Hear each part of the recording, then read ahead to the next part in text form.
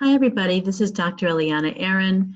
It's March 30th, 2020. I'm going to be answering questions sponsored by eMaCare. So I'm going to address two questions regarding symptoms that were asked by people on the World Mizrahi Beit Midrash lecture that I gave earlier today. Question one, if someone goes into quarantine for 2 weeks after having reason to believe they were exposed to corona and they develop no symptoms and don't get tested, could they get corona on day 7? And then if they show no symptoms, technically leave on day 14, but still ends up having the disease. So first of all, I want to make it very clear that if you think you might have been exposed to somebody who had corona, but we don't know if they have corona. So specifically in Israel, that does not mean that you go into quarantine. It means that you need to be aware of their status as much as you can, and if they test positive and you were within 2 meters for more than 15 minutes, then you would also be going into quarantine. Those are the regulations. So I want to make that very clear because what I call second generation contact. So if a person A has coronavirus and person B thinks, well, maybe I was around them, I'm not sure, then if they're within that criteria of 2 meters, 15 minutes, they're in quarantine. If they aren't, they're not in quarantine. Now, someone else who has been in contact with person B, person C over here, they're not in quarantine unless person B tests positive and person C has been within 2 meters, 15 minutes of them. I know people who are visiting their parents, obviously living nearby, but somebody very dear to us who visits her mother across the street for 10 minutes at a time, stays across the room, and then says, I have to go, and comes back a few times a day, but is never for more than 10 minutes at a time in the same room as her elderly mother. And thereby, she protects her elderly mother from having any kind of prolonged exposure. So that's a very intelligent approach when you have to visit someone who is fragile. So can you have it? If you are in fact exposed to corona and you do have to be in quarantine, we normally will see symptoms develop within that period of time. The problem is that short of testing everybody, and there have been tens and thousands of people in quarantine, and most countries don't have the ability to test everybody who's been in quarantine. So without testing, we don't know if you have it, which is why social distancing is really important. Now remember, you could be a carrier and have no symptoms, but the most contagious that people are is people who do have symptoms. So you could be an asymptomatic carrier, you could be spreading it, but if you develop a cough or fever, the chance of you spreading it, the concentration of virus that's in your body goes way up. And then you're really getting it out there much more effectively from the virus's point of view. So social distancing needs to be a rule for everybody, even if you have been alone in your house all this time. It is really, really important to keeping everybody safe. Question number 2. If someone's home for 14 days, they have no contact with outsiders, wiping everything down, they continue to stay in, are they probably negative for COVID-19? And the answer is probably, but we don't know. Because remember, you can feel great. I have a patient right now, young guy, tested positive for coronavirus. The day after his test, his symptoms went away. He feels fine. He still has to be in quarantine, but he still has the virus until he's had 2 negative tests. And that's just the way it is. It could take weeks before this virus gets out of your system.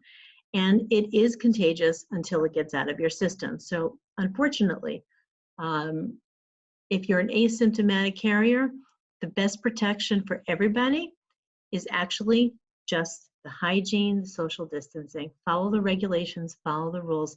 That's the best way to protect everybody. I'm repeating myself a lot, but it is important that I know there's a lot of nuances in the question. Third question, is taking a walk outside with social distancing safe? I see so many people walking with masks, and I haven't figured out if it's safe to walk, for exercise without a mask. So in Israel right now, you're allowed to walk up to 100 meters outside of your home.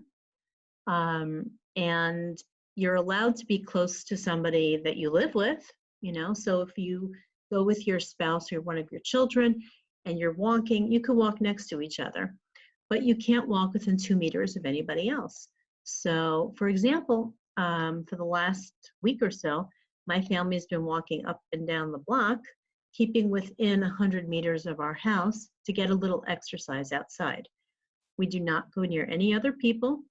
We are very much avoiding any human contact other than our family, and maybe waving to someone who's up on a balcony somewhere else. And that's what's really necessary. Is it necessary to wear a mask outside? And the answer is no. Not if you're outdoors and not near other people. If you were near other people, then I would think that wearing a mask would be a very nice protective measure, so that if you, in fact, have it, that you're not spritzing it out and sharing the virus with other people. And that, I think, is important. I also think the mask has another nice benefit, which is a psychological benefit. When someone sees you wearing a mask, they don't want to go near you.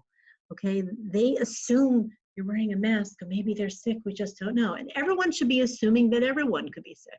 So having that social distancing, and I think we wrote about it a few weeks ago, is actually beneficial.